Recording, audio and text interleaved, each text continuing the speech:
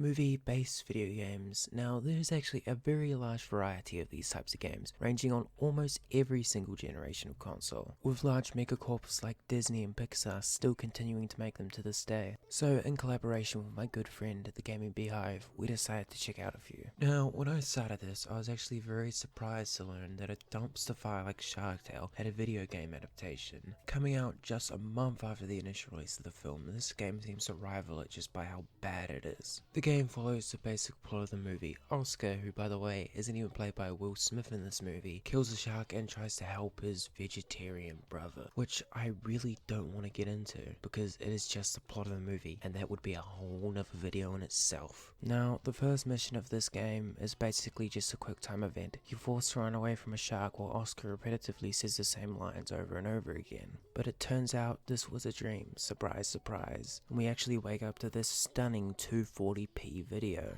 Oscar hasn't paid his rent, so we're going to be evicted. So the landlord does what any sane landlord would do and throws all your furniture out the fucking window, which opens the door to another minigame. And honestly, this one is just as boring as the worst. You spin around items to collect them while listening to Bob Marley, which by the way is stunning music to get fucking evicted to. After this, we are introduced to the free roam part of the game, where we can freely explore the city at will. Now, this is my least favorite part of the game. This is extremely broken. Moving in these parts are almost completely uncontrollable, and I'd often find myself snagged on invisible walls that I couldn't get past. After this, we are introduced to another fun minigame, but this time it's a Dance Dance Revolution game, because I guess that's what all the kids liked back then. After this, I was able to pinpoint my least favorite part of the game. This game is really dated, filled with outdated pop culture memes that make no sense today, and a bunch of levels that feel like it was pandering to kids 20 years ago. Now, they may have been fine back then, but what companies fail to put into perspective is what's popular back then might not be what's popular now, which leaves us with a bunch of jokes that don't land and like 5 DDR mini games, which I feel has really dragged the game down and stopped it from being accessible to new players today. And that is really all I have to say about this game. It is just extremely boring and dull. And that is why I'm going to rate this game a 2 out of 10. I wouldn't recommend you buy it, neither would I recommend you play it. I wouldn't even recommend you watch the film. But with that being said, that labels my part of the review over, and we're going to switch over to B, where he talks about another aquatic-like form, but hopefully he had a lot more fun than I did.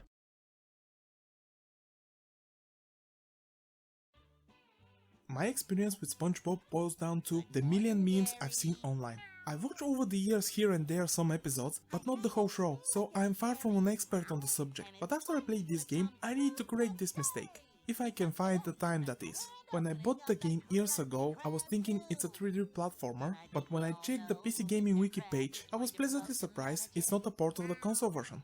It's a point-and-click adventure game. Someone down the road in THQ's headquarters decided not to port the game and made completely new and in a different genre. And judging by the review scores at the time, it's a decent one. So let's find out if that's true. The game follows the plot of the movie loosely. A new Krusty Krab is opening and SpongeBob is absolutely sure he's going to be the new manager. You start the game by helping him prepare for the big day. This also includes bothering Squidward. Hi Squidward, what you doing? I'm composing the next movement of my latest opus. The theme is Unwelcome Visits from Neighbors. Write what you know. As expected, SpongeBob doesn't get the job. Squidward is the new manager. Hey there Squidward, I just wanted to say congratulations on the promotion. In the meantime, Plankton is hatching a new evil scheme. No one is coming to Chum Bucket, so he decides to change that.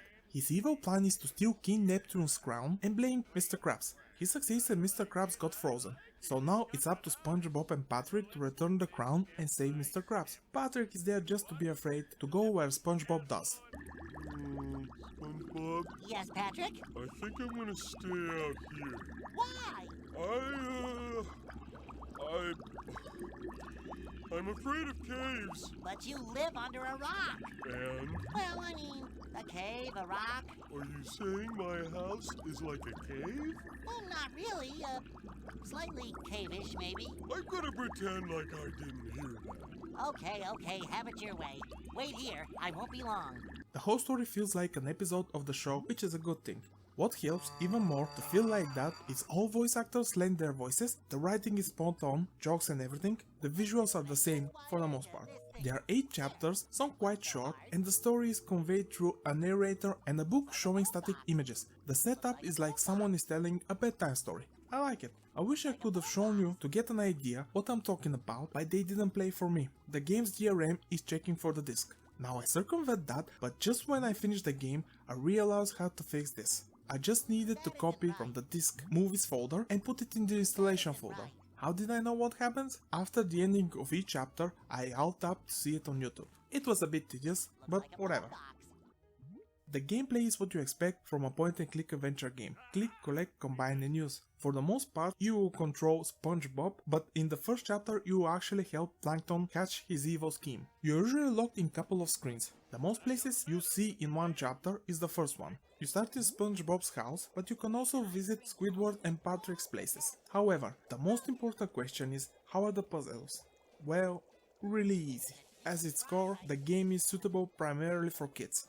Even if you're not seasoned veteran in adventure games, you can breeze through the whole thing without putting much thought. Most involved I felt puzzles were in the first chapter. This doesn't say much. I would appreciate difficult puzzles, but it is what it is. To be honest, I don't hold it against the game. What is the developer set up to achieve, it does it pretty well. There is a couple of mini games of sorts, the first being Plankton flying with a jetpack.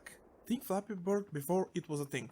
They are not very difficult, but it's a nice change from the regular gameplay and they don't outstay their welcome.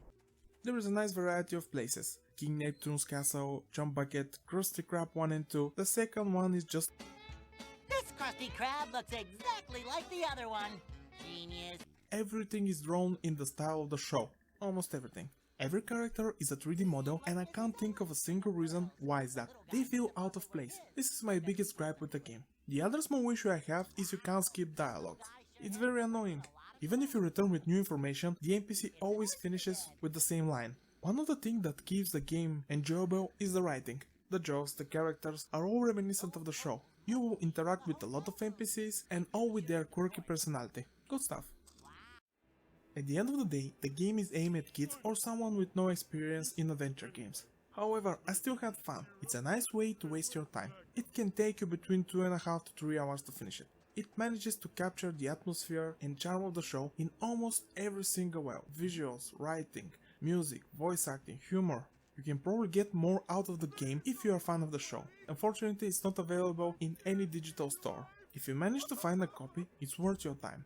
Just don't set your expectations too high. The puzzles are not gonna scratch your brain. So, thanks for having me, Habex. It was a pleasure doing the video for you. Hope in the future to work again with you. And guys, don't forget to subscribe. He's a good lad.